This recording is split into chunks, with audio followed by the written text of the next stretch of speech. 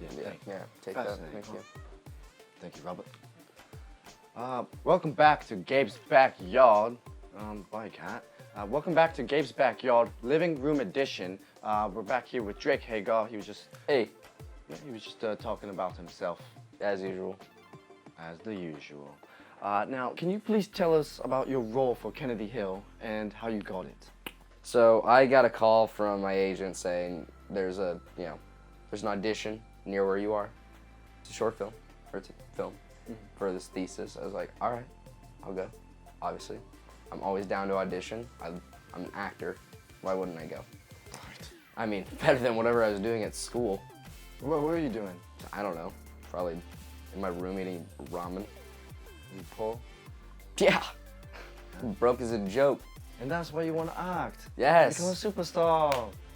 Money. Of Money course. is the motive. Of course. And so I went to the audition and I got in there and they had me cold read some of the script and I killed it, obviously. It was easy. And they asked me about some stuff about family and what it means to me, and I had an easy question because I'm still a family-oriented guy. Yeah. I love my family. I just said family's everything. That was my answer. I didn't need to tell them anything else. Really? I mean, usually people would ham it up and say, oh, it's love, it's friendship, it's trustworthiness and honesty. Well, there you go. I mean, my biggest goal or my biggest drive, my motive going into auditions is being honest. Were there any callbacks? Were there any extra auditions? Was there competition? Were there any other No. people? No. There was other people who auditioned, but I was offered the role before I even walked out the door. Really? Yeah. They must have loved you. I guess so. Being easy to talk to and being a good actor, looking the part, I was very confident about myself, and they offered me the role. And a couple weeks later, I was shooting around the same location and making a movie. Fascinating. Yeah. Now, you mentioned the 48-hour film project, and it was 4 shots. 4 shots. 4 shots. Yeah. Tell us about it. Like what? 4 shots was amazing. I'll tell you something about 4 shots. So, first of all, the director is kind of, he wouldn't say he's an amateur. But I mean, he doesn't have crazy experience. Well, but I mean, you got to start somewhere. Yeah, absolutely. Yeah. But this guy's got so much potential. Yeah. And he loves what he does, and that's what matters. I love what I do. He loves what he does, and that's why we work well together. It's just like it's an attraction of passion. Right. In the non-homosexual way. In a very, very non-homosexual way. We wouldn't want to confuse the viewers. No, of course not. Anyway, my role, we just played our own names. The characters were our names, so my character's name was Drake. Okay. Which, made it easier for everybody. Of course. And Drake in this role, in this post-apocalyptic wasteland, this group of ragtag survivors, they're just they don't really go well together, but for some reason they mesh. Yeah. Well-ish.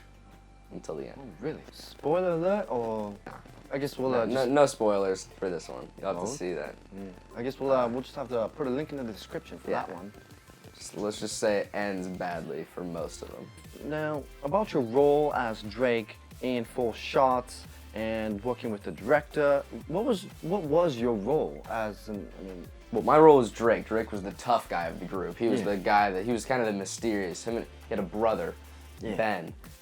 Of course. But Drake was the badass. Drake was the badass of the film, and he didn't give a shit of what went on, and obviously he's got his own dark secrets. He's got his own past that many people don't know about. He's a very conflicted guy. I mean, does he respect the group leader, or does he only look out for his brother? I did do a little bit of writing for the film. You did a little writing? Yeah. Wow. A little bit of the dialogue, and I created all of the background stories for each character, and which really structuralized what each character was and who they were and where they came from. And without those backgrounds, the characters, I trust the actor's interpretation, but to get to that point, they still need a background. I wrote the first draft anyway. Jeremy Harris, our BTS coordinator, helped me along the way, and he gave me, we bounced ideas off each other. And also later on in the filming, the director Gabriel also put in quite a bit of dialogue and mixed a lot of things up that weren't quite working, and made the film more fluid and the dialogue more fluid. Oh, okay. Yeah. So that was great help. But that was a huge checkpoint for me, you could say. It was something that I came on. I asked the director. I want to come on as a writer. That's very proactive. That's proactive. I wanted to get a little bit further into what I was doing. Yeah. So yeah, I did help with writing. You mentioned your future, and you sounded pretty excited about it. Yes, I'm very excited for my future. So I have been attending the University of Iowa as a theater arts major. I just felt limited at Iowa with acting, and I was being told by everyone, you should change your major, do something practical, do business, do communications, do something that you can get a job after college. That sounds like suicide. Yeah. Yeah, and you know what? I did change my major to business. I changed my major to business. I stopped doing theater because I was like, oh, well, I need a job. What am I going to do? I'm going to be living on the streets. As of recently, I dropped out of Iowa, dropped out of the University of Iowa. I canceled all my classes, and I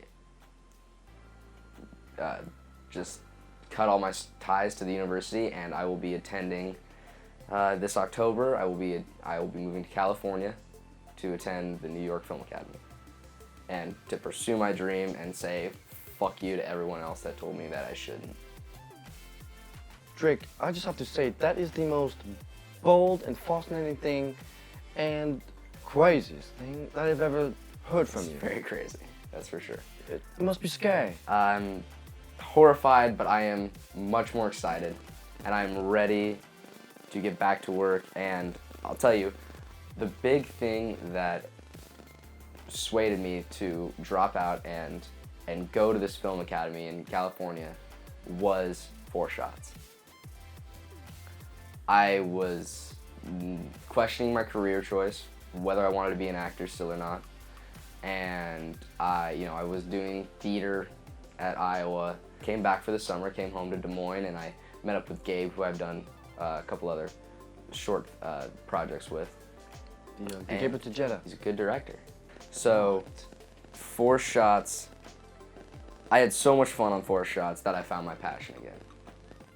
I found that this really is what I love to do. I love doing this. Like, I love acting in film, not theater. I love acting in film.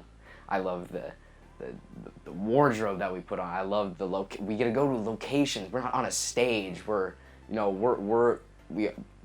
The world is our stage, and we get to use that. And I just remembered all that. All that came back, and I just thought to myself, wow, I am an idiot for thinking I should do anything but this.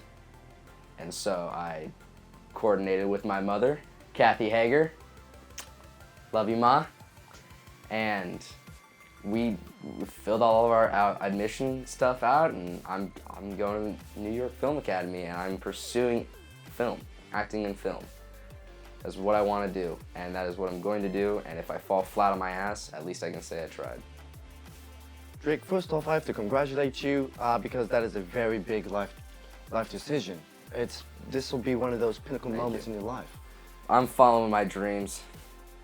I decided I might as well. I'm gonna risk it. I'm gonna take the risk that many people don't. They always take the safe route, and I said, "Fuck that! I'm gonna pursue my dream, and I'm gonna make it big, and I'm gonna be a famous movie star. You're all gonna see me in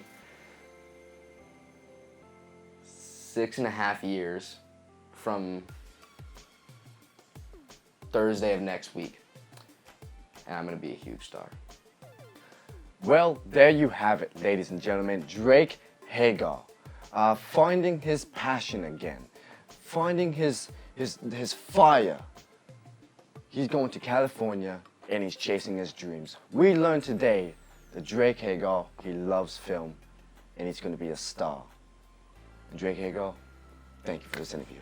Thank you. I'll see you next time on Gabe's Backyard. Signing off.